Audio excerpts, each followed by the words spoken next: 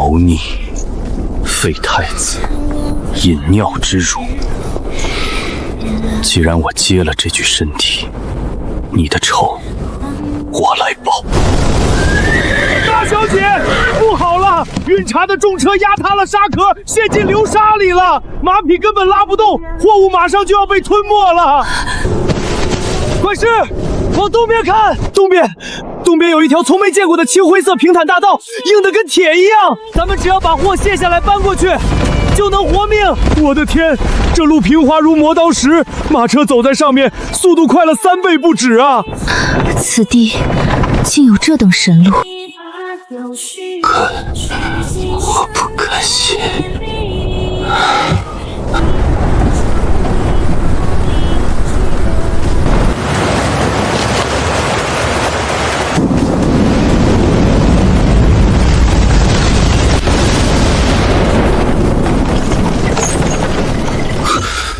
谋逆，废太子，饮尿之辱。既然我接了这具身体，你的仇我来报。废太子殿下，这方圆百里连只沙鼠都活不下去，您就留在这儿跟这帮泥腿子一起享清福吧。驾！3天前我还是农大硕士，一场沙尘暴竟让我鸠占鹊巢，成了这死在流放路上的废太子。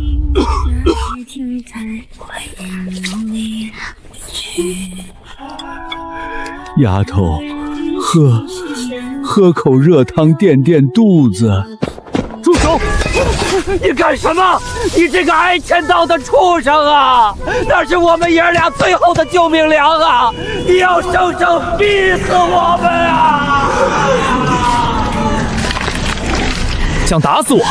可以，但你们给我睁大那双鳄虾的眼睛看看，这东西叫红斑沙毒草，里面全是致命的生物碱毒素，这玩意儿就算煮上1天半夜，喝下去也会烂穿肠胃、七窍流血而死。你们是想救这孩子，还是想亲手毒死他？可不吃这个，我们吃什么？这就是大晋的江山，这就是那些高高在上时的权贵口中粉饰太平的盛世。既然我在这儿，绝不让你们死。没水我绿，没粮我种。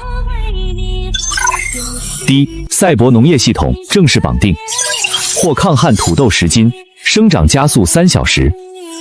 10斤种子加专业知识，足够撕开一条生路。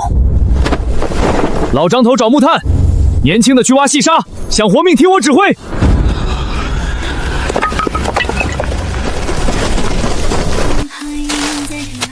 把那发臭的泥水从上面倒进去。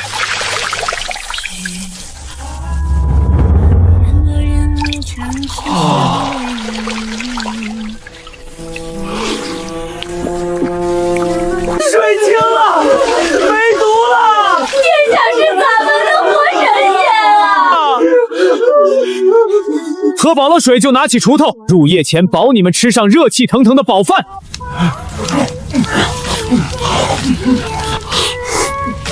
太好吃了，殿下，这是俺这辈子吃过最香的饭。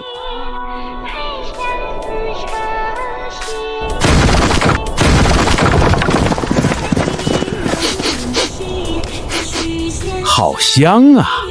你们这帮贱民，连本县令都还在啃冷面饼，你们竟然躲在这里吃鲜果！天降祥瑞，这等能抗旱的神种，也是你们配吃的。来人，把种子全给本官缴了！男的套上锁链，押去给知府大人修陵墓；女的迈进沟林。谁敢动？哟，这不是咱们那位被废的太子爷吗？落魄的凤凰不如鸡，在这穷乡僻壤，老子就是王法。你若是乖乖交出神种，本官还能留你一具全尸，否则给我上，砍死不论。老张头，下午熬的汤呢？泼！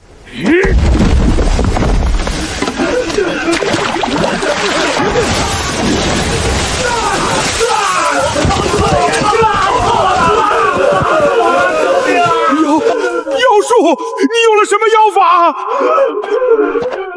妖你大爷！这叫生物间提取液。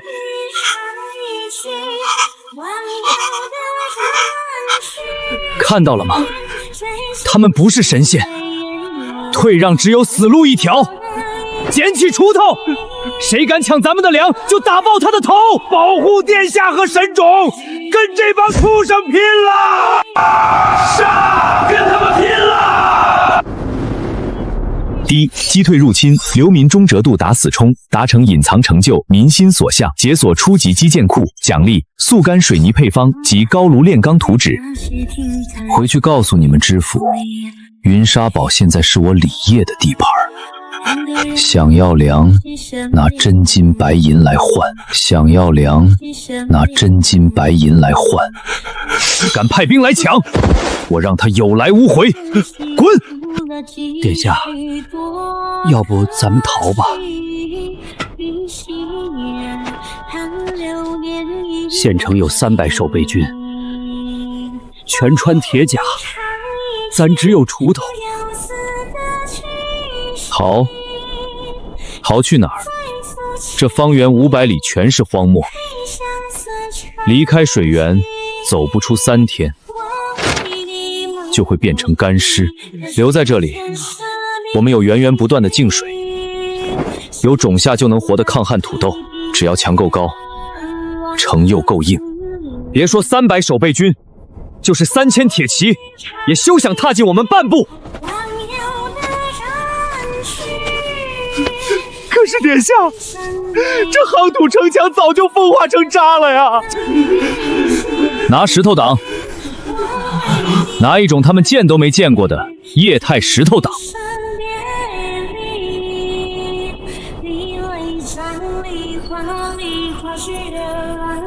第一，辅助雷达开启，已为您标地西侧10里外浅层石位岩及粘土区坐标。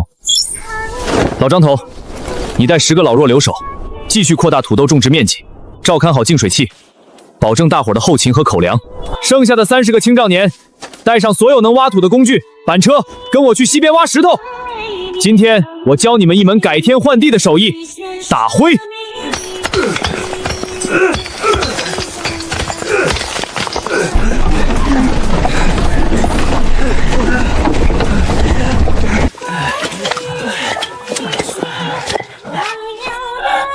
殿下，这灰扑扑的石头真能变成城墙，真能变成城墙。看着就知道了。点火，拉风箱，把温度给我轰上去。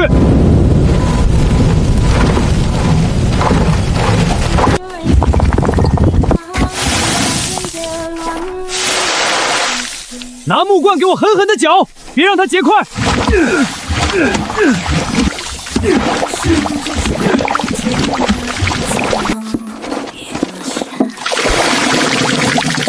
行了，接下来交给时间。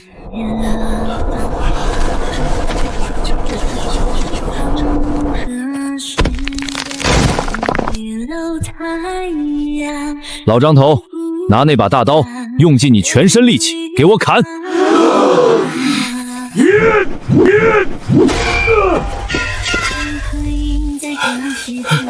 老天爷呀！泥巴变成了比精铁还硬的石头，殿下，殿下，这是点石成金的仙术啊！一，宿主成功制造大晋第一批波特兰水泥，基建进度加10%，奖励优质铁矿石粗炼法。水泥是烧出来了，但这效率太低了，土窑的温度根本达不到大批量生产水泥的要求，更别提马上要解锁的炼钢了。木柴的火力太弱，我需要煤，海量的高热量无烟煤。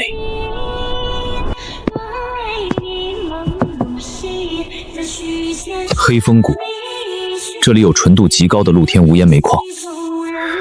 我们想要大批量烧制水泥，甚至以后炼钢打铁，就必须拿下它。殿下，万万不可啊！殿下，万万不可啊！那黑风谷里盘踞着500多个杀人不眨眼的悍匪，咱们就这30几个拿锄头的壮将下汉，去那儿不是羊入虎口吗？谁说我们一辈子只能当拿锄头的庄稼汉了？老张头，你以为我烧出那灰泼泼的水泥，仅仅是为了把云沙堡变成一个缩头乌龟的铁壳子吗？等咱们解决了生存问题，我要用这些水泥，在沙漠里铺出一条平坦如点、遇水不陷的马路。这马路要从云沙堡一直修到中原腹地。马路？对，跑马跑车日行千里的康庄大道。你们记住，光靠种地，顶多饿不死。要想真正活得有尊严，活得富甲天下，就得学会一样东西，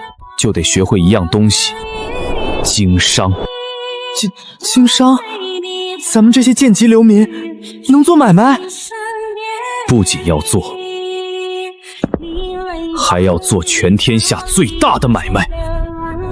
等马路修通，全天下的商队都会踩着咱们的水宁路，带着真金白银、丝绸瓷器，来到这大漠深处，求着买咱们种出的神仙土豆，买咱们以后造出来的精盐、白糖和玻璃。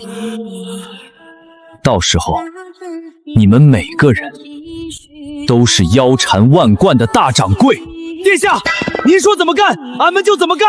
就算豁出这条命，俺也要看看您说的那条马路长啥样。好，有这股气势就行，但我不许你们拼命。能用科技碾压的，绝不拿人命去填。对付那500悍匪，我们不用刀，这可不仅仅是种地的宝贝。老张头，去把灶台下面的木炭全部刮下来碾成粉，再把我们在西边干河阁捡到的那些黄色石头捣碎。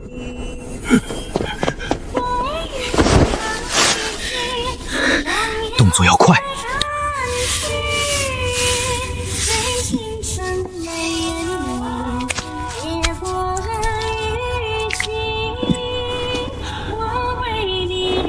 走，出去给你们看个大宝贝。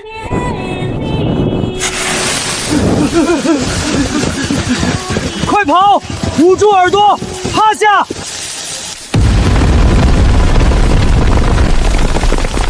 天雷！殿下召唤了天神怒火，一击就把石塔劈碎了。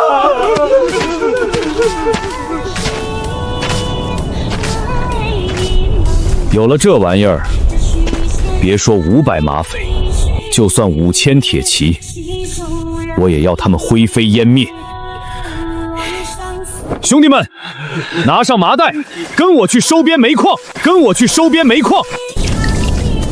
弟兄们，听说云沙堡那废太子捣鼓出了能抗旱的神仙土豆，吃完这顿，随老子去踏平云沙堡，抢神种，杀太子！哟呵，老子还没去找你，哈哈哈哈哈！你个废太子倒是带着2脚羊来送死了！弟兄们，上马，给我把他们踩成肉泥！距离300步、200步、100步，点火！扔！哪几个破罐子就想挡爷爷的马？撵过去！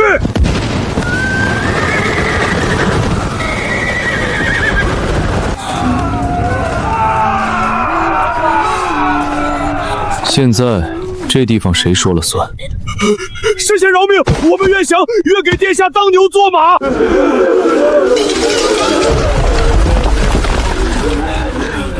D. 检测到宿主以绝对武力收服敌对势力，领地人口暴涨，恭喜宿主超额完成扩张任务，解锁高级基建图纸、大型高温高炉图纸、复合联动机械构造图纸。当牛做马就不必了。看到后面那片黑漆漆的煤矿没？从今天起，你们这400多人就是我云沙堡第一批光荣的煤矿工人。敢跑一个，我请你们全家吃天雷。不敢，绝不敢跑！挖煤好，挖煤踏实。殿下，您得早做准备。前日县城的胖县令连夜逃到了府城。知府大人得知您手里有神种和妖法，已经调集了3000正规军，带着重型工程车，最多10日就要来剿灭云沙堡了。3000正规军还带工程车，10天足够了。把煤炭全都给我装车，运回云沙包。接下来这10天，我要让那帮不知死活的官兵见识一下，什么叫基建狂谋的钢铁堡垒。快！1号高炉出辽了，加水搅拌。旧城墙做内心，用戈壁滩上的铁木做骨架，外面给我浇筑半米厚的水泥。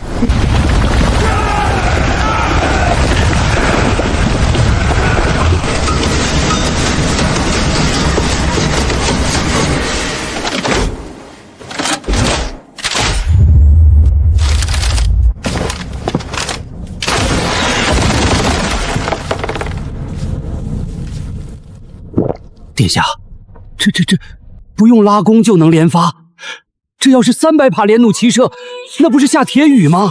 告诉兄弟们，抓紧练准头，客人们马上就要到了。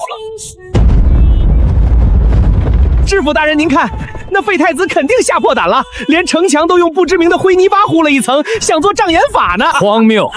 泥巴糊的墙也妄想挡住本府的3000精锐？传本府军令，重装步兵推撞城车上前，给我把那泥墙撞个粉碎，活捉废太子！撞水泥墙，我敬你们是条汉子。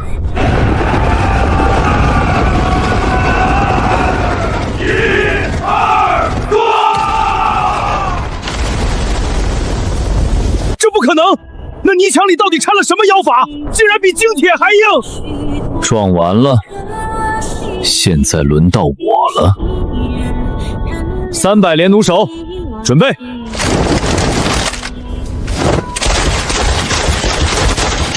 放！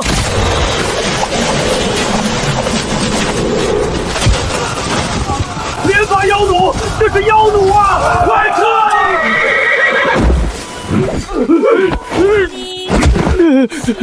知府大人，带这么多人来我这做客，也不带点见面礼？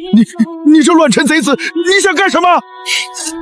别紧张，我最近正好要修一条通往中原的水泥马路，手头资金有点紧。堂堂一府之尊，让你的家族拿10万两白银来赎人，不过分吧？至于这些士兵，全给我没收兵器，修路去。第一，成功抵御正规军围剿，名震一方。奖励白糖提纯工艺高透玻璃烧制配方。想我堂堂4品大员，竟沦落到与泥瓦匠为伍，这到底是何等神物？不出3日，这泥巴竟比京城的青石板还要坚硬平整。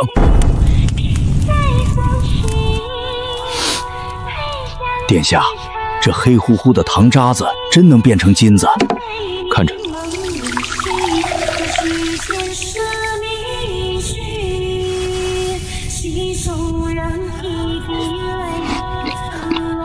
甜，太甜了，一点苦味都没了。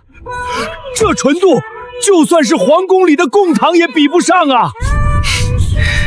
这就看呆了，别急，接下来还有更厉害的。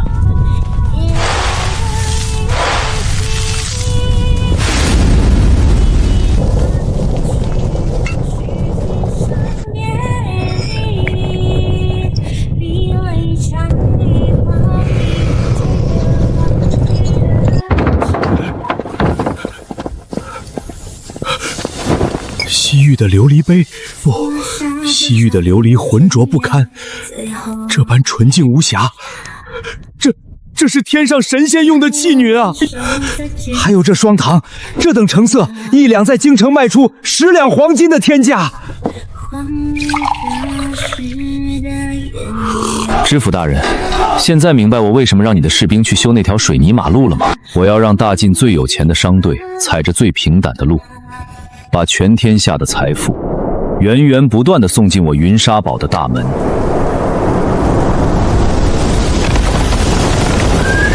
大小姐，不好了！运茶的重车压塌了沙壳，陷进流沙里了，马匹根本拉不动，货物马上就要被吞没了。管事，往东边看，东边有一条从没见过的青灰色平坦大道，硬得跟铁一样。咱们只要把货卸下来搬过去，就能活命。我的天，这路平滑如磨刀石，马车走在上面，速度快了3倍不止啊！此地竟有这等神路，顺着这条神路走，本小姐倒要看看是哪位高人在此地开天辟地。管事，顺着这条路走，我定要去看看究竟是谁建造的。只有这条路犹如一条劈开荒芜的神龙，纤尘不染。管事，你仔细看，能做中神路和要塞的高人，手里绝对握着惊天的奇珍。若我沈家能拿下此地的独家商权，这绝对是富可敌国的大买卖。殿下，大路上来了一支大商队，打着首富沈家的旗号，竟从沙暴里活下来了。京城首富沈家，呵呵，真是刚打瞌睡就有人给本王送枕头啊！传令下去，大开城门，随本王好好迎接咱们的财神爷。沈大小姐大驾光临，云沙堡蓬荜生辉啊！里面请。这城墙通体浑然天成，竟连一丝砖石缝隙都找不到。如此坚不可摧的神城，简直闻所未闻。殿下真是好大的手笔。大小姐，里面请。外墙虽如铁壁，内里竟还是一片黄沙，看来是我高估了。一路风沙辛苦，大小姐不如先随本王吃顿便饭，接接风吧。这通透无瑕，毫无杂色，竟真的是极品琉璃。连调味的盐都没有一丝苦涩，这也是天价的雪盐。殿下大恩，沈家没齿难忘。这些琉璃和双糖，我沈家愿出10万两黄金，买断独家正卖权。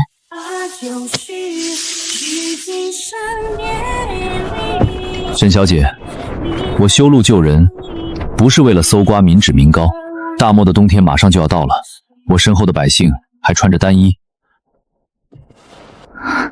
我要你把这10万两黄金全部换成御寒的棉衣、上好的草药、农具和高品质的生铁矿。我不搞一家独大的垄断，咱们公平交易。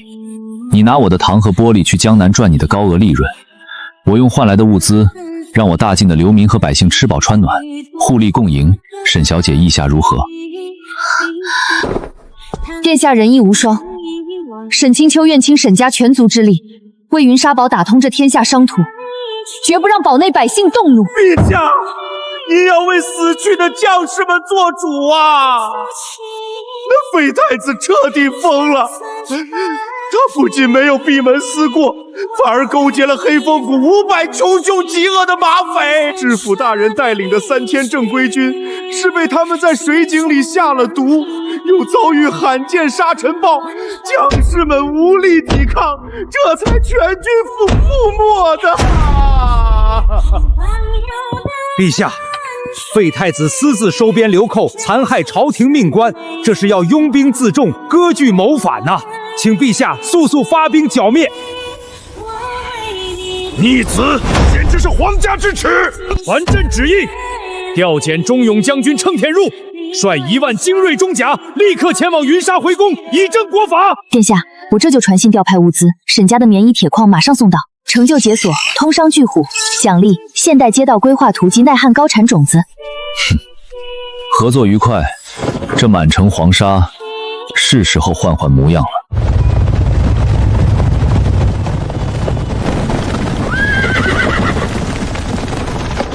殿下，青丘幸不辱命，10万件上等冬衣，5万斤精铁矿，各类药材农具全在这里了。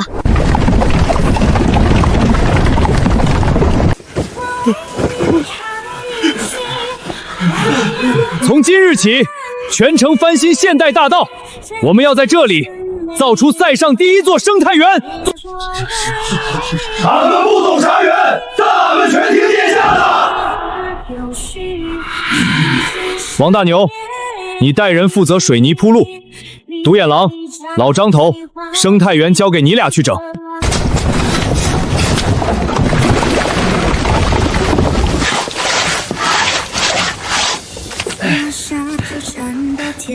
兄弟们加把劲儿，绝不能糟蹋了殿下的好铁和粮食，给俺扑！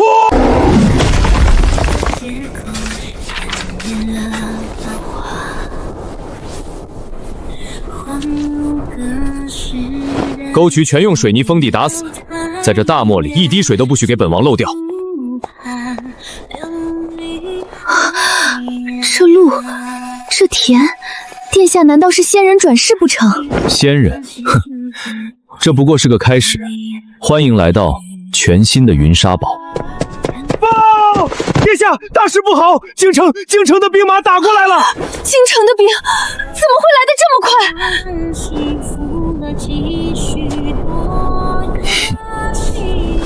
来得正好，务必将那逆子给朕活戳交颈！将军，你看，前面就是那废太子盘踞的贼窝了。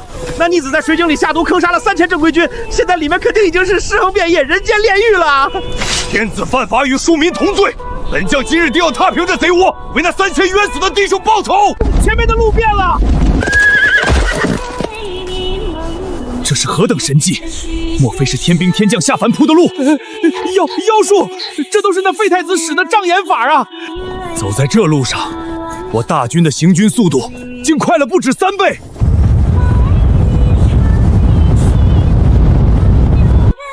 城上的李业听着，本将奉旨剿匪，你毒杀3000将士，还不速速开城投降？毒杀3000将士，赵将军，你得先问问那些死人同不同意吧。王大牛，你没被毒死？将军，俺们根本没中毒，是这个狗官和质朴贪功冒进，非要拿肉身去撞殿下的神石城墙。打败仗后，这狗官撇下弟兄们自己跑了，回去竟然还反咬一口。将军，俺们在大晋当兵吃不饱，棉衣全是芦花，可太子殿下给俺们发工资，顿顿有肉汤，有血盐，凭力气吃饭，俺们活得像个人，哪有让百姓吃饱的土匪？没有土匪，只有殿下。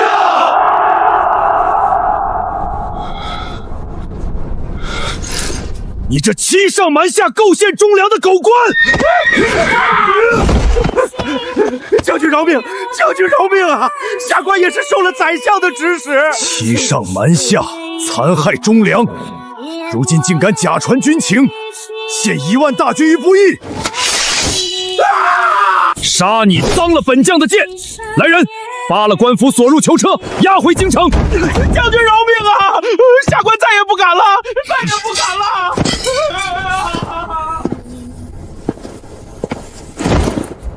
殿下，末将今日方知，陛下受了奸臣蒙蔽，但皇命难违。若让末将毁了这百姓的世外桃源，末将便是千古罪人。今日，末将唯有以死明志。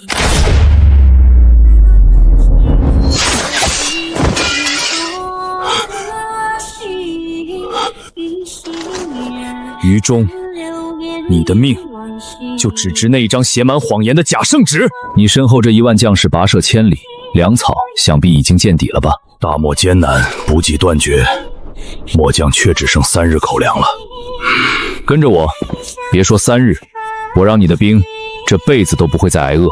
进来吧，让你看看什么才是真正能拯救大晋的神迹。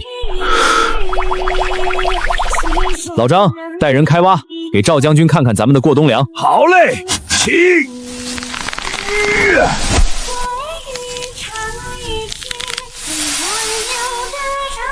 殿下，殿下，此等神物，好顶饿，这若是充作军粮，简直是天下无敌啊！敢问殿下，此物亩产几何？能有300斤吗？亩产10000斤。这是活人无数的社稷之本啊！朝廷那帮奸臣竟要我来摧毁这等神迹，割须代首！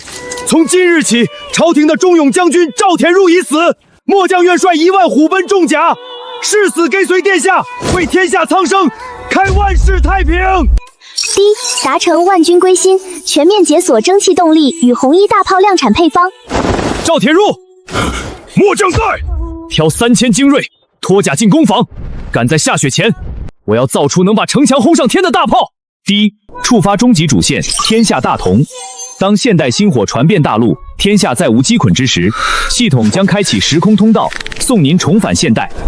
既然如此，那就让大晋的工业革命来得更猛烈些吧。开炉，浇筑。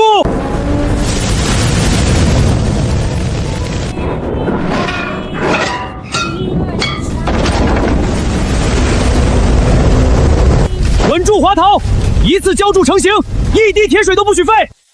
嗨嗨嗨！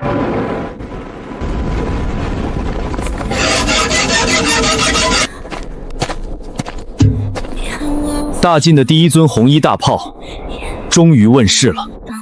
殿下，这铁管子连个刃都没有，能比连弩厉害？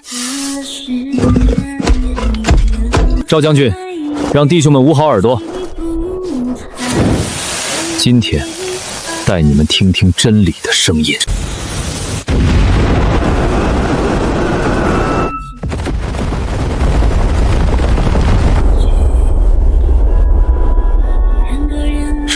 这便是真理的声音。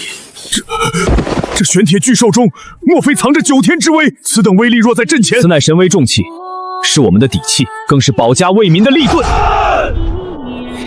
有他在，休想再伤我云沙堡百姓一根汗毛。反了，全反了！1万重甲，连那逆子汗毛都没碰到就投敌了，他到底用了什么妖法？陛下息怒，废太子蛊惑军心，意图谋反。臣请旨，立刻征调精营10万大军，御驾亲征，以雷霆之势将那逆子和叛军一同碾碎在大漠。准，传朕旨意，请全万大军3日后开拔，朕要让云沙堡寸草不生。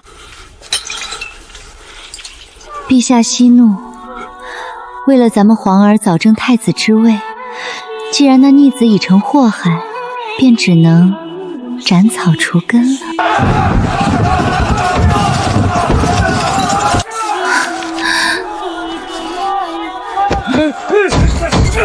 10万两白银，这尊晶莹剔透的水晶神尊，我要了！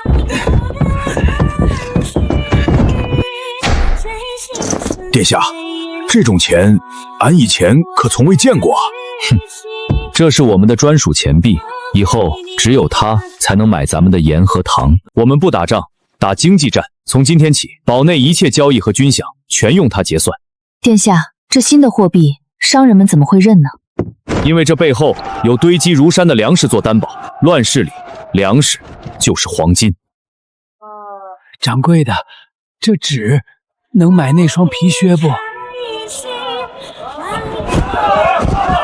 能买，这只能直接换出白糖和烟莲，这简直比真金白银还要贵重。报！陛下，大军断粮了，商人们全去换那云沙币了，咱们的银子在民间已经买不到1粒米了呀！朕的10万大军竟被几张废纸断了生路。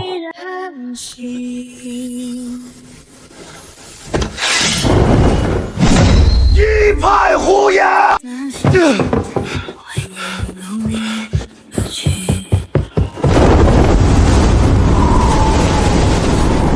传朕旨意，即刻起，沿途所有商贾百姓的存粮全部给朕征用，谁敢私藏1粒米，杀无赦！敢提云沙币者，一3族！传令全军，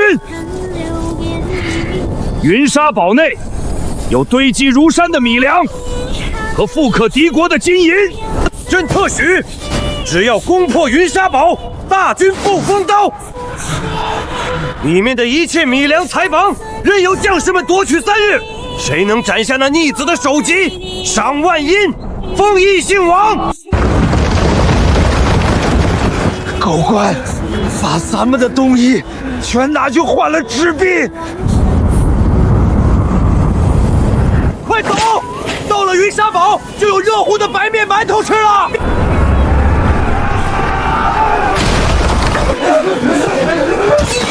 全跑去云沙堡了，什么都没了。这场行军就是让他们送死啊！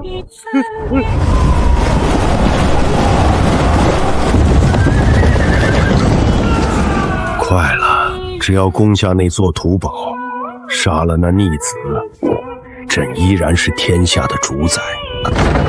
殿下，皇帝的10万残军距盆地已不足10里。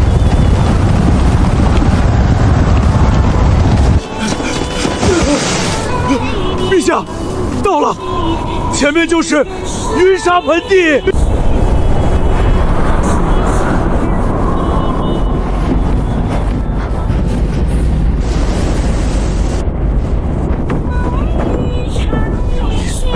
里面到底蛰伏着什么怪物？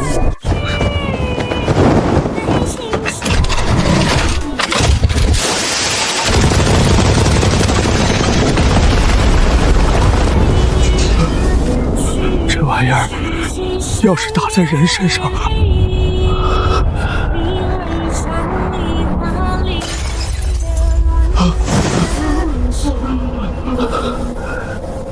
朕面对的根本不是什么逆子。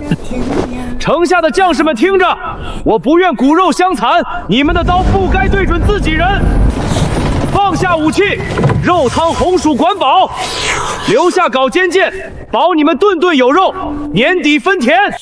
我不打仗了，我要吃饭，我要活命。逆子，你赢了。放下吧，打败你的不是我，是时代。这把龙椅以后不需要了，留你一命。去农场看看，百姓如今过的是什么日子。第一，全境消除饥荒，工业体系建立，终极主线天下大同圆满完成。快点，过了前面这块界碑，你们就自生自灭吧。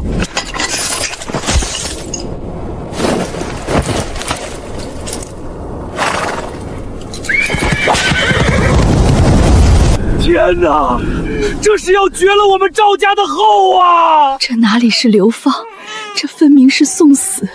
没水没粮，咱们怎么活得过3天？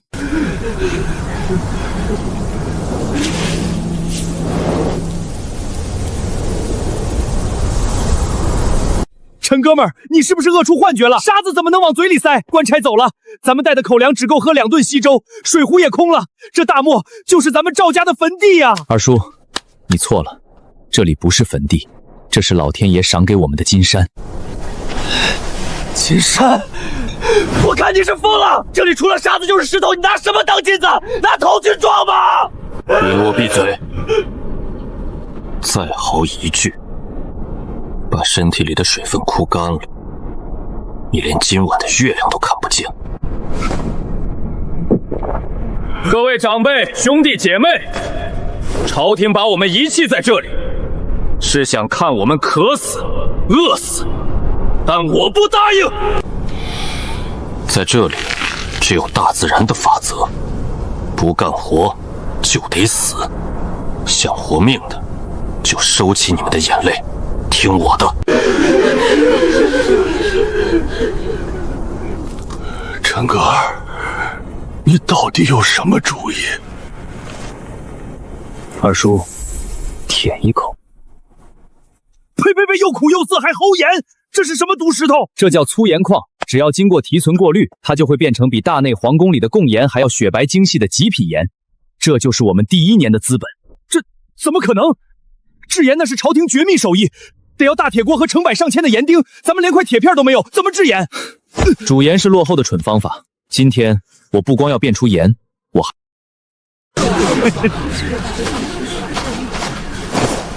你们看这骆驼足，叶片饱满，根系朝下，这说明这片地下的浅层绝对有丰富的地下水脉。二叔，把族里所有能动团的青壮年给我叫起来！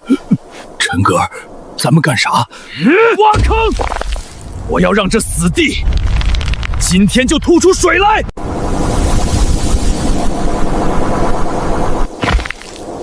都愣着干什么？动手挖！还愣着？跟陈哥们一起干！疯了，真是疯了！大太阳底下挖沙子，地下要是能挖出水来，我赵虎今天就把这沙子生吞了！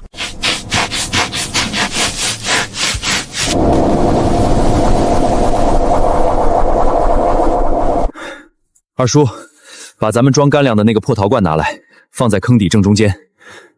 再把周围那些骆驼旗连根拔起，全部捣碎，铺在陶罐周围的沙土上。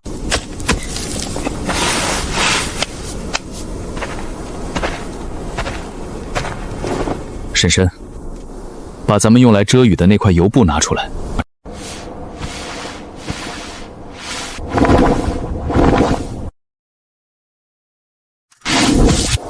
绝不能让一丝风透进去。你这是在给挠罐做坟头吗？水呢？你不是说能变出水来吗？闭上你的臭嘴，睁大眼睛看着。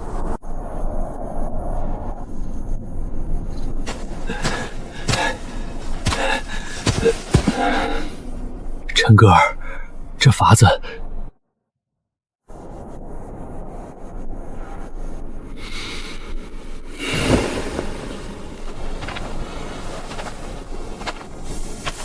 差不多了，二叔，接布。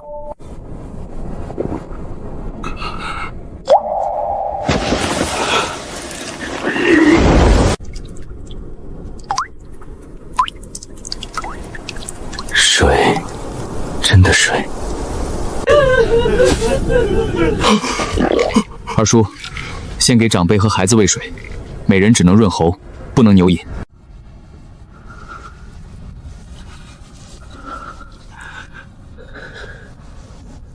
保住命只是第一步，在这大漠里想站稳脚跟，光有水可不行，咱们得有钱，得有换粮食的硬通货。去捡些干柴来生火，再去捡些木炭和最细的淮沙。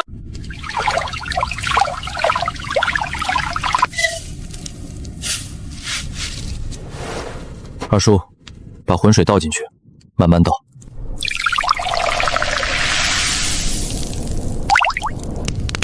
烧开水，熬干它。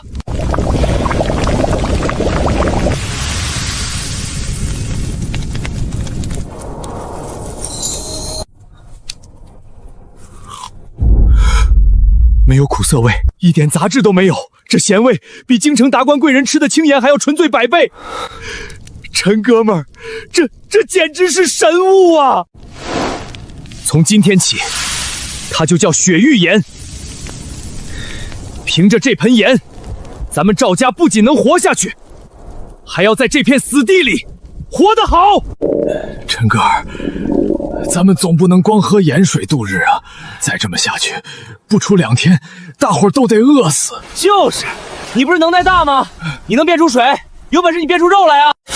闭嘴，留点力气，肉马上就会自己送上门了。你做白日梦呢？这鬼地方连只鸟都没有。二叔，灭火！所有人立刻躲进沙坑里，用油布盖好。怎么了？有马蹄声，5匹马冲着咱们这儿来的。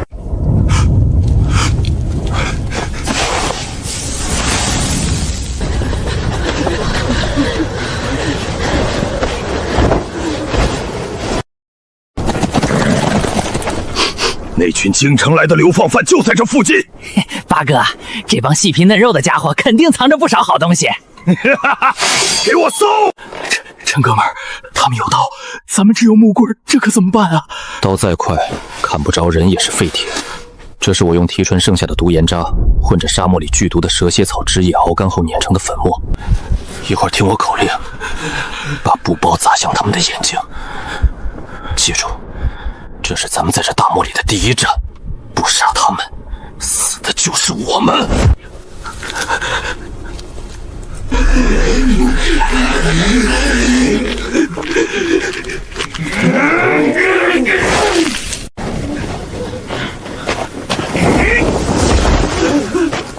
医生，在这儿呢，就是现在！啊！我的眼睛！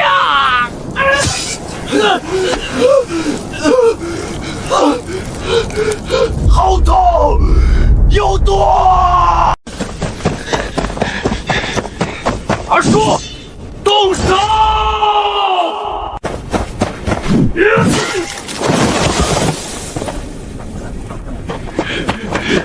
杀！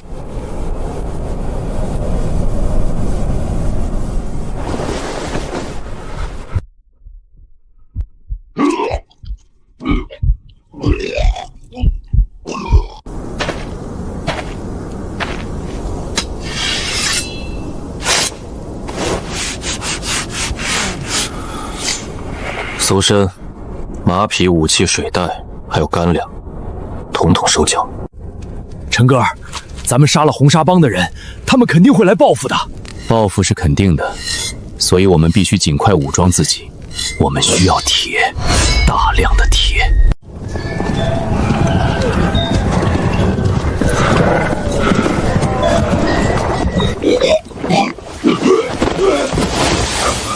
水，求求你们，给我一口水。水，我们有，不过天下没有免费的午餐。我买，我出黄金10两买你一壶水。在这片荒漠里，黄金连擦屁股都嫌硬。我要你骆驼上的所有生铁矿石、农具、种子，还有30%的粮食和粗布。你这是趁火打劫！那些铁矿石是我运往西域换香料的本钱，你一壶水就想换？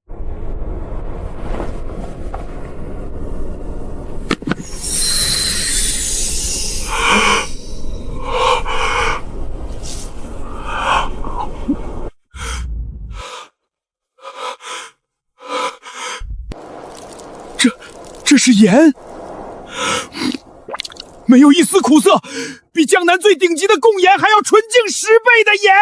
我的老天爷，这等神物你是从哪里得来的？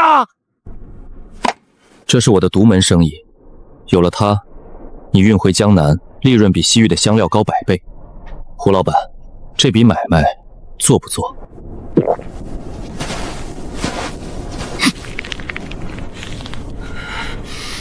我做。赵老弟，你是个狠人，从今天起，你就是我胡大富在大漠里唯一的合伙人。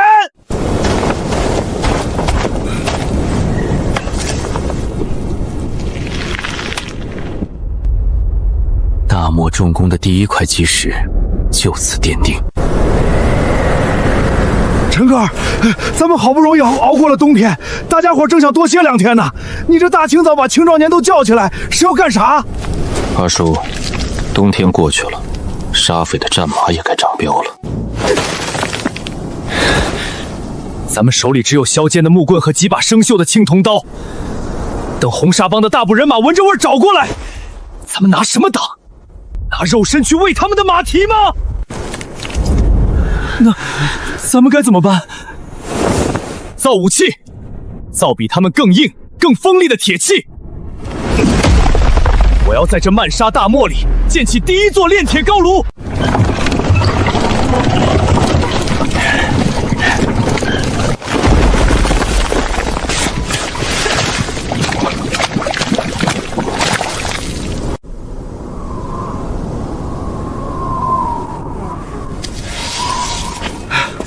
陈哥们儿，炉子建好了，可咱们没有铁匠炮里那种大风扇啊，光靠嘴吹，这炉温怎么上得去？谁说没有风扇？这叫脚踏双动鼓风机，里面有2个活塞，人站上去踩踏板，踩下左边，右边进气，踩下右边，左边进气，风流连绵不绝，比手拉的风箱效率高出3倍不止。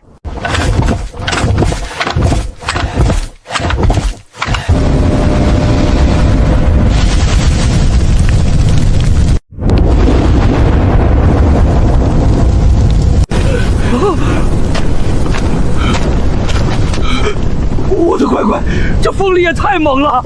加矿石，加木炭。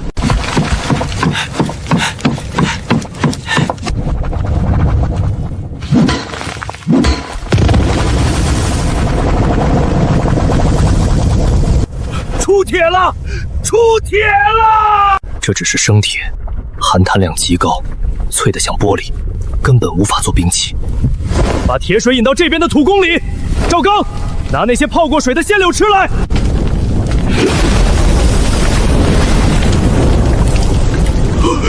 陈哥，你疯了！铁水会烫死人的！别过来，这叫炒钢法。生铁太脆，必须通过搅拌让里面的杂质和多余的碳气接触空气烧掉。柳枝在铁水里燃烧，不仅能降碳，还能把渣子翻上来。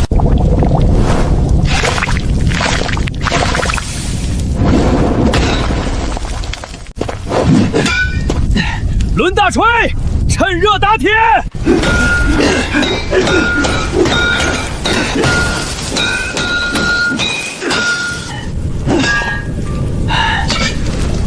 一步，淬水。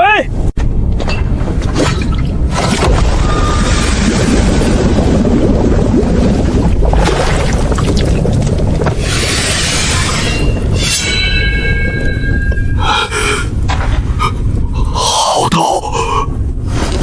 二叔，拿那把从沙匪手里缴获的青铜刀来。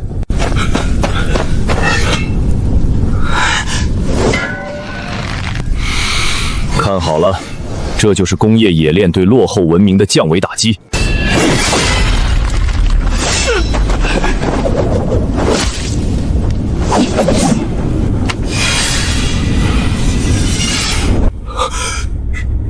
神兵，神兵，这是天赐的神兵啊！有了这刀，沙匪来多少，咱们剁多少。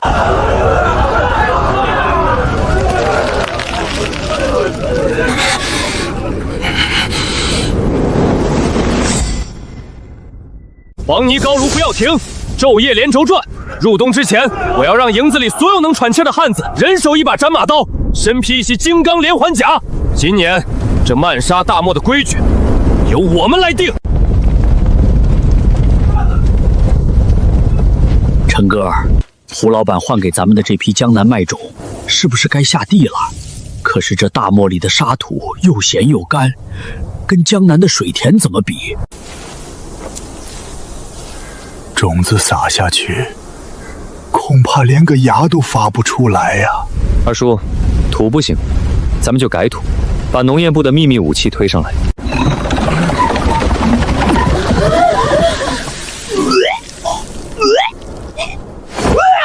陈哥们儿，这是什么毒药啊？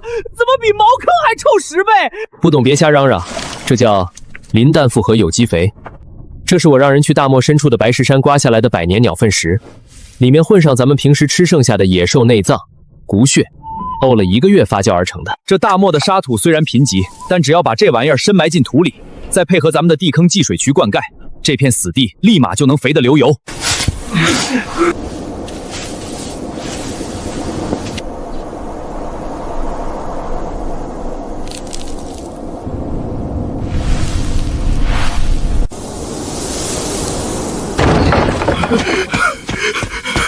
结穗了，陈哥，麦子不仅黄了，还结出了比江南还要饱满的麦穗。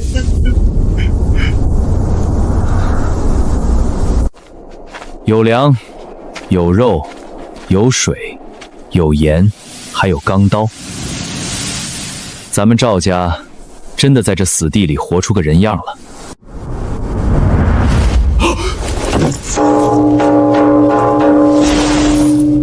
一起，全体列阵！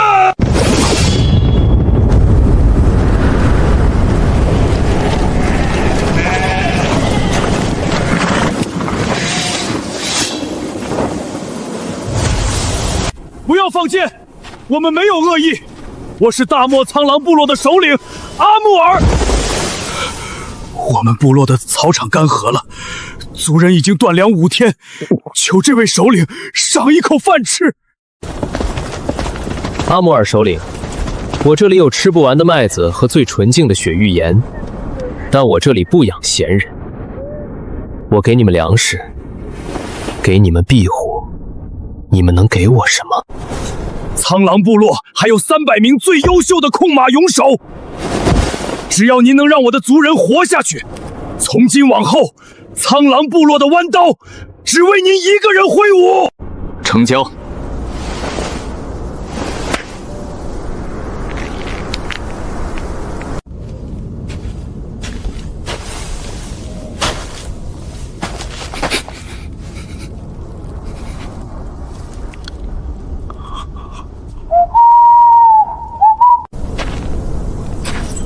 你就是那个想跟我们大当家做交易的赵家人。是我，赵晨那个小畜生，现在自称大漠霸主，根本不把我们这些长房长孙放在眼里，天天逼着我下地干活，我受够了。说重点。我帮你们打下营地，赵晨不仅有血域岩，他还能把泥巴变成削铁如泥的神兵。只要你们大当家答应，事成之后，把赵晨的制盐和炼钢配方分我一半，再送我回京城，我就把这营地的城防图和高炉位置全部画给你们。有意思。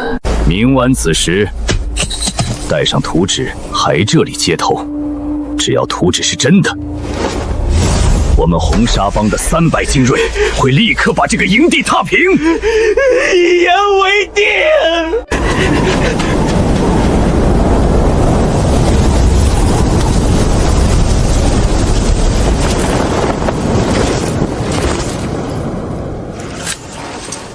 老板果然料事如神。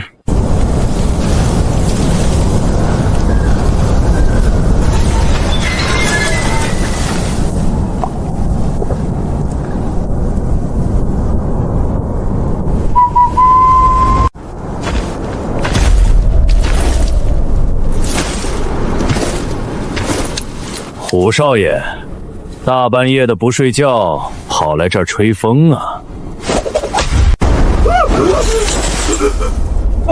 你怎么会在这儿？那个接头人呢？你说那个废物已经被我拧断脖子喂沙狼了。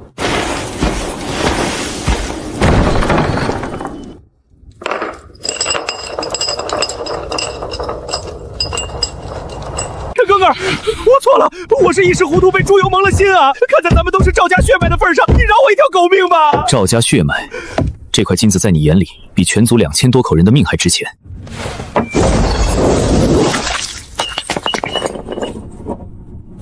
二叔，按营地的规矩，叛族通敌该怎么处置？杀！二叔饶命啊！砂糖太便宜了。既然红沙帮想看我们的城防图，那我们就给他们看。只不过得看我画的那张。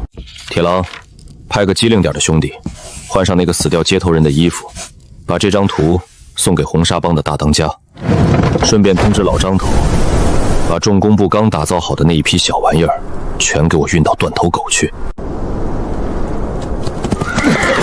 大当家，按图上标的，穿过这片峡谷就是赵氏营地的粮仓和高炉区。很好，兄弟们，给我冲进去！男的杀光，女的带走，粮食和铁器全归咱们。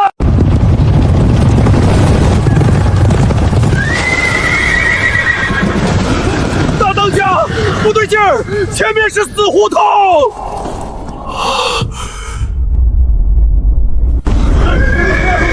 红沙帮的各位，欢迎来到我赵氏重工的物理力学测试靶场。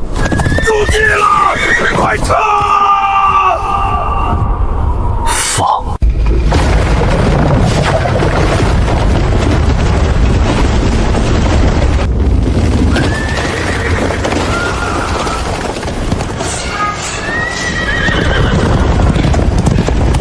杀出去！冲向出口！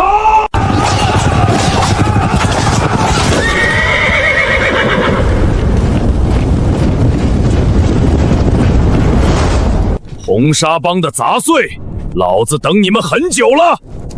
安保部，全军突击，让他们见识一下什么是真正的钢铁！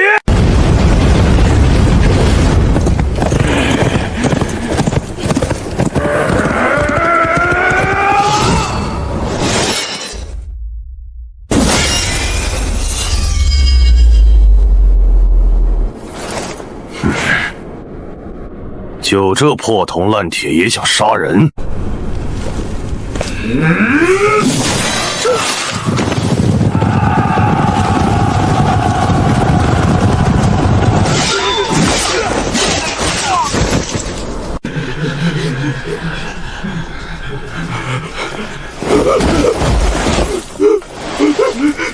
赵老板，我服了，饶我一条狗命！杀了你，太浪费劳动力了。我的矿山和高炉正缺免费的苦力。胡少爷，你也一样。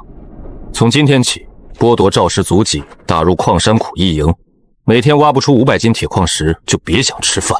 陈哥哥，陈爷爷，我干，我挖矿。老板，红沙帮的主力完了，外围那些零散的沙美部落应该很快就会收到风声。把俘虏全部编入苦役营，从今天起，高卢昼夜3班倒。明年这时候，我要让这城墙把整片大漠都圈进来。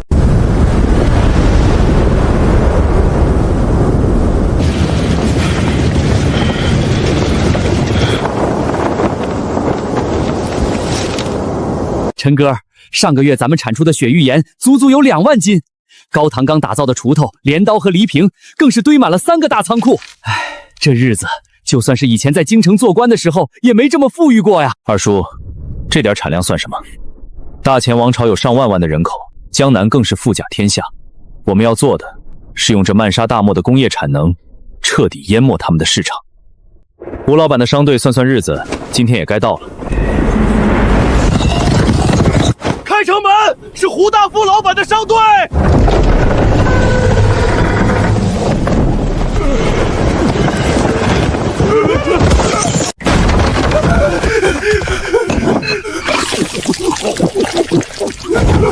注意，赵祖宗出大事了！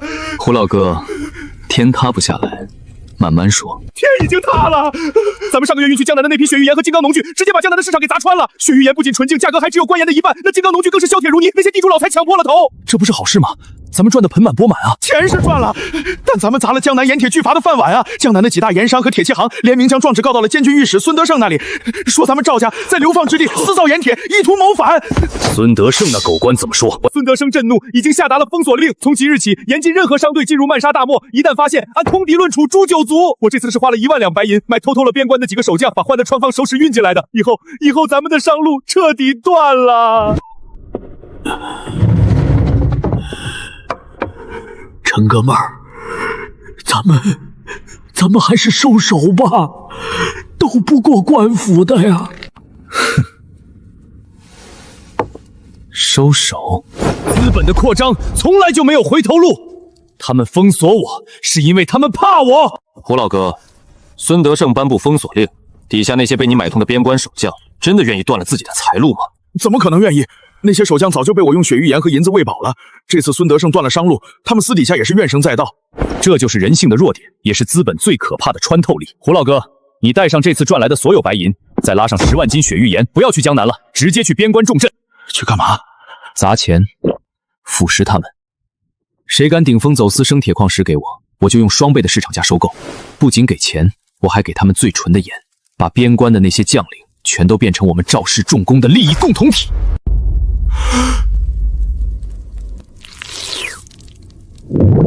可是赵老弟，纸包不住火啊！一旦孙德生察觉，他绝对会直接调动大军来剿灭我们的。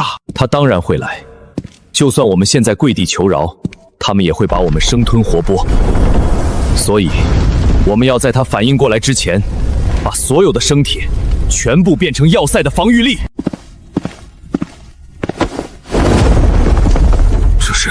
这是重型3弓床弩，需要10头骆驼利用滑轮组才能拉开它的弓弦，射程可达800步，哪怕是包铁的城墙也能一箭射穿。既然孙德生想用大军来剿我，那重工部停止打造农具，全功率开启军工模式，给我造50架3弓床弩，再打1000套金刚锁子甲。我要把这座要塞武装成一个连一只苍蝇都飞不进来的钢体刺猬。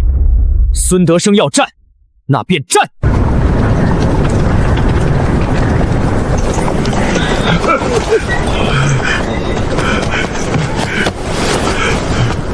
胡老哥，辛苦了。赵老弟，这是最后一批了，整5万斤极品生铁矿，外加2000斤猛火油。孙德生那狗官彻底疯了，上个月他查出了边关走私的端倪，当场斩了3个总兵，现在整个边关连一只鸟都飞不过来。胡老哥，这大半年你赚的钱，足够你在海外买个岛当土皇帝了。带着你的心腹和家眷，连夜走，往西域跑，短时间内千万别回大钱。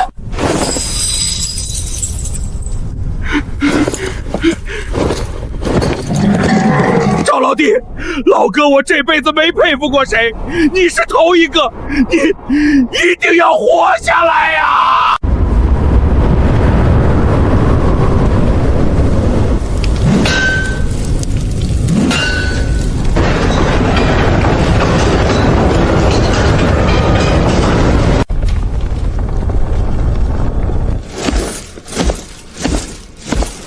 板，100台连环金刚锁子甲全部完工，安保部最精锐的100人卫队已经换装。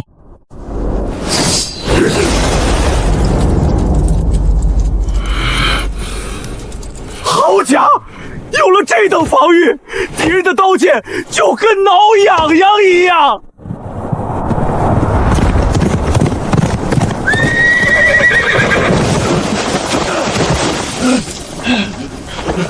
快开城门，拉首领进来！老板来了，他们来了！孙德胜，他不仅调动了5万边防军和雇佣兵，他还花了10万两白银，请动了黑沙王庭。黑沙王庭，那是什么来头？那是统一了整个西域黑沙12部的大漠霸主。黑沙王庭最可怕的不是他们的人多，而是他们拥有一支极其恐怖的重装骑兵。铁浮屠连人带马全部包裹在厚重的铁甲之中，冲锋起来就像是一道移动的钢铁城墙，无坚不摧。这次孙丁生足足带来了3000铁浮屠，还有上百架重型投石车和工程锤，总兵力10万。陈哥儿，这城咱们守不住的，10万人，一人一口唾沫也能把咱们淹死啊！守不住也要守，投降是死，城破是死，那就在死之前，让他们看看什么叫做真正的工业结晶。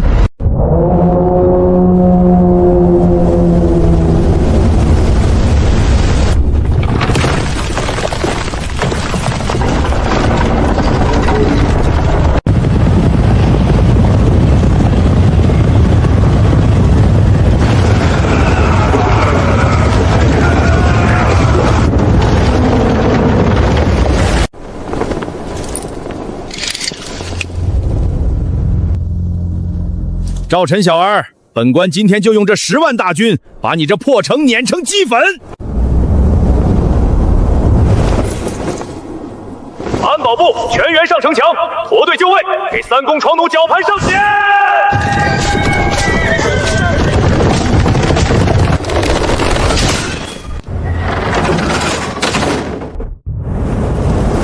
10万大军，3000铁茯苓，今天老子就让你们感受一下超越时代的冷兵器动能有多么可怕！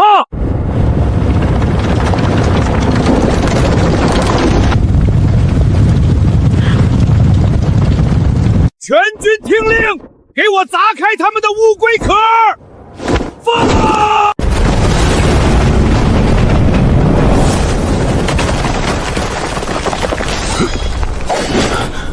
二叔，投石车交给你，把咱们城墙上的木质护板降下来。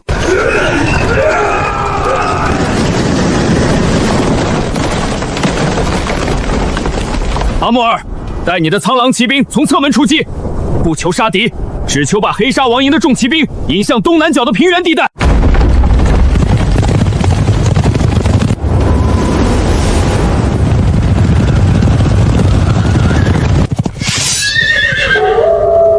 黑沙王庭的懦夫，来追你爷爷啊！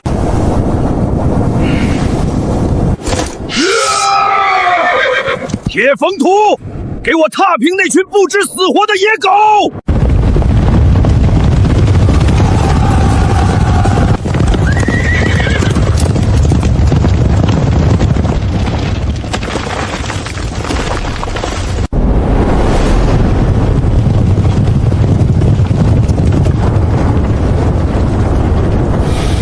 上绞盘，目标铁浮屠先锋。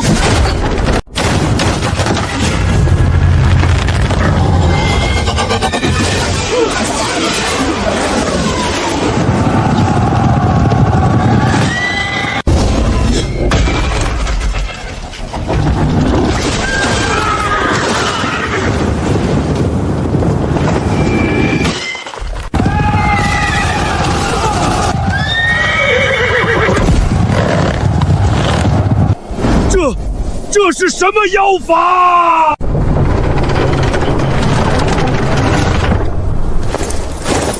再放！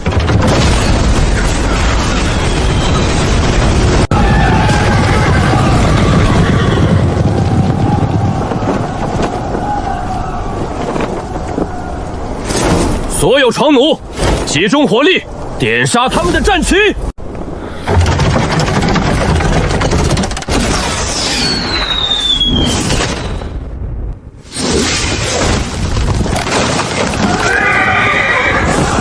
主旗断了，快跑啊！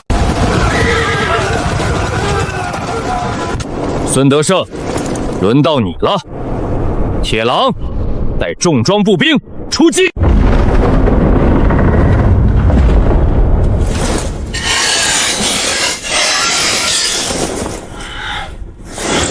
兄弟们，冲锋！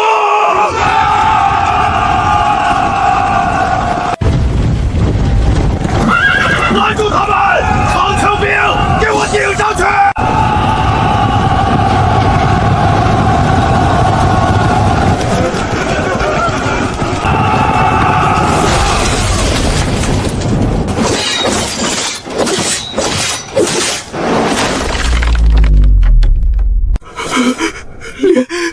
连一道血口子都没能留下，这就完了。兄弟们，冲锋！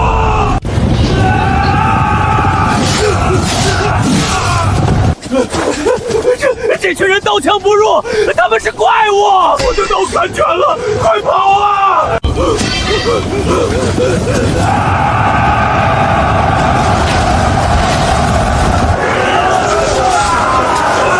不许退！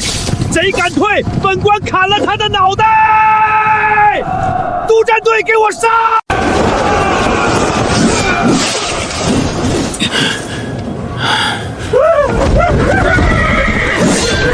大当家，那狗官要跑！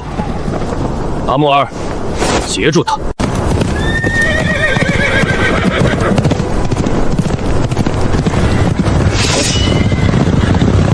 苍狼部落，跟我上！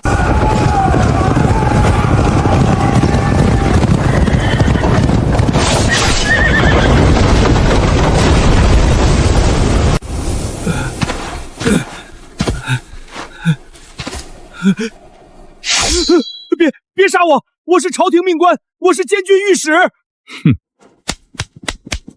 把他绑了，带回去见老板。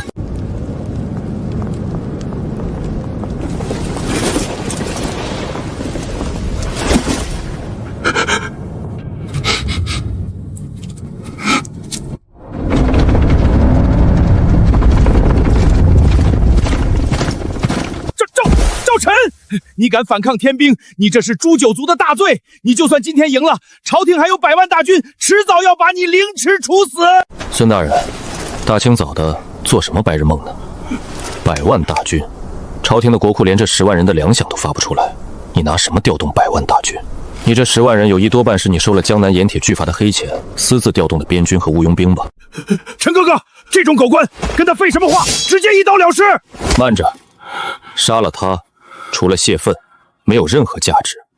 我们要的是这大漠的绝对控制权，以及一个名正言顺的合理身份。孙大人，咱们做笔交易吧，一笔能保住你项上人头，也能让你加官进官的政治交易。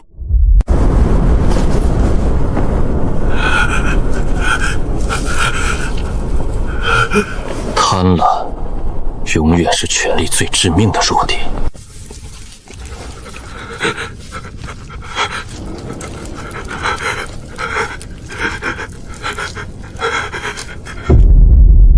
孙大人，喝茶。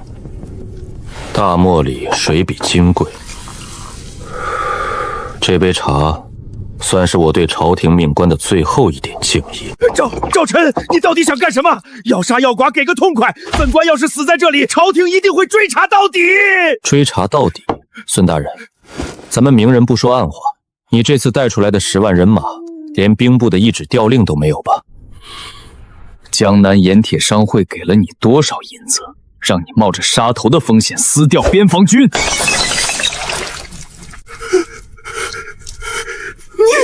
你血口喷人！是不是血口喷人，你心里清楚。如果这10万大军覆亡的消息传回京城，皇上震怒之下彻查兵权调动。你猜皇上是先来剿我这个流放犯，还是先诛你孙德胜的九族？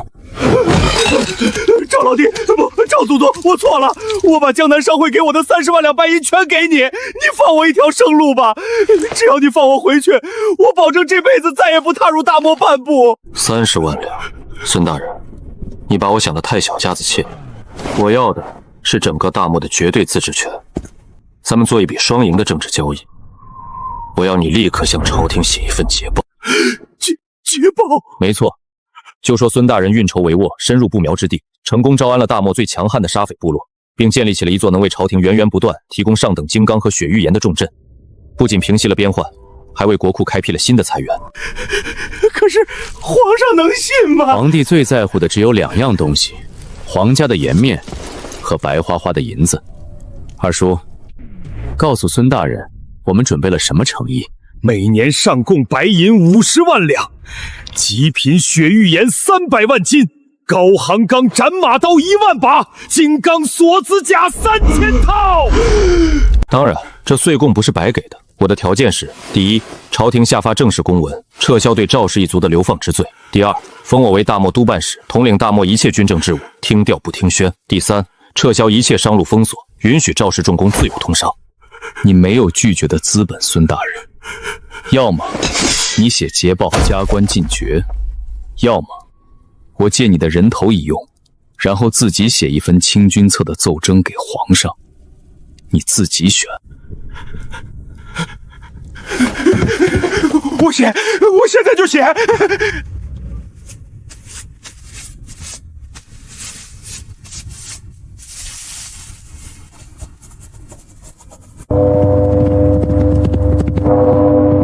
撤销罪己，咱们赵家再也不是流放犯了。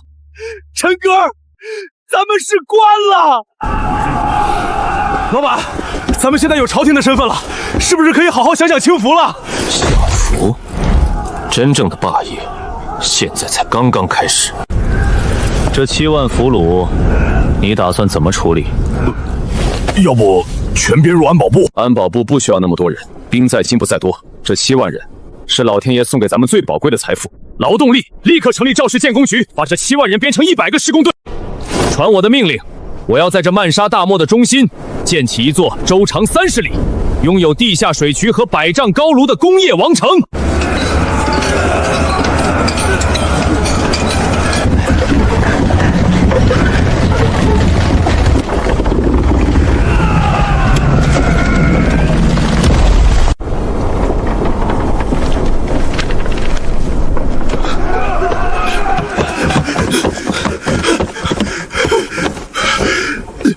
陈哥，出事了！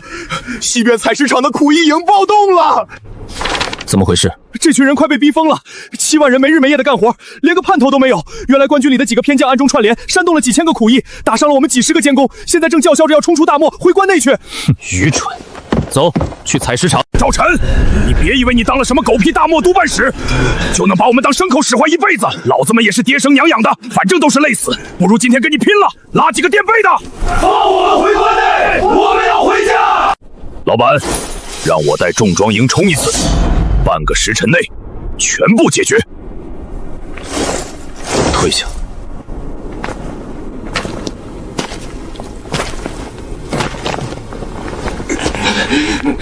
你别过来！你想回家？废话，谁愿意在这鬼地方当一辈子奴隶？你回去了能干什么？朝廷的军籍上，你们已经是全军覆没的死人了。你现在回去，不仅分不到1分钱的军饷，还会被当成逃兵抓起来，秋后问斩。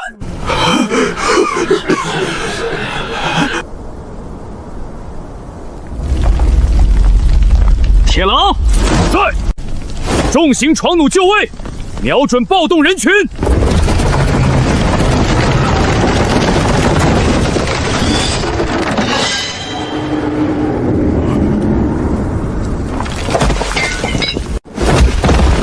我赵晨要杀你们比碾死一只蚂蚁还容易，但我没杀，因为这大漠里最缺的就是人。从今天起，赵氏建工局废除奴隶制，全面实行公分制。什么事？公分。搬一块石头记1分，挖一车泥土记2分，技术工匠每天底薪10分。公分就是你们在大漠里的钱，10分公分可以换一顿有肉有酒的大餐，100分可以换一身崭新的细棉布衣服。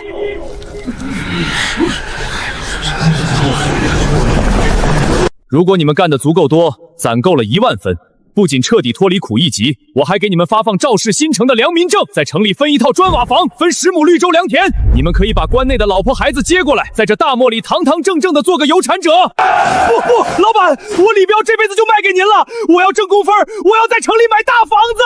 良民证，分房子，分良田。陈哥，你这招空套白狼真是绝了！这不叫空手套白狼，这叫资本与阶级晋升的皮鞭，只能让人屈服。但财富和自由，才能激发人类最恐怖的创造力。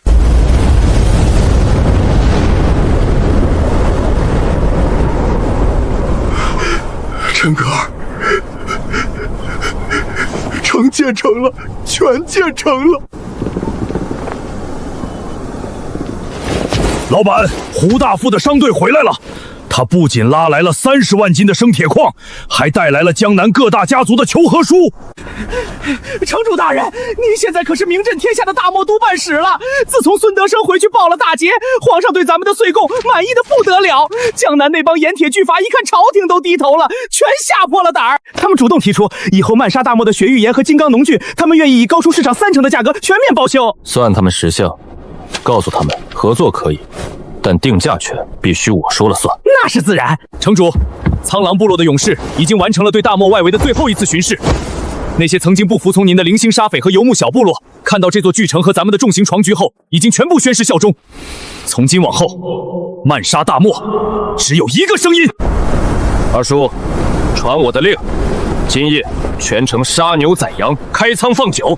无论是赵氏族人、苍狼勇士，还是那些干满公分脱节的劳工，全部同饮。为了大漠，为了新生，大漠万岁，城主万岁！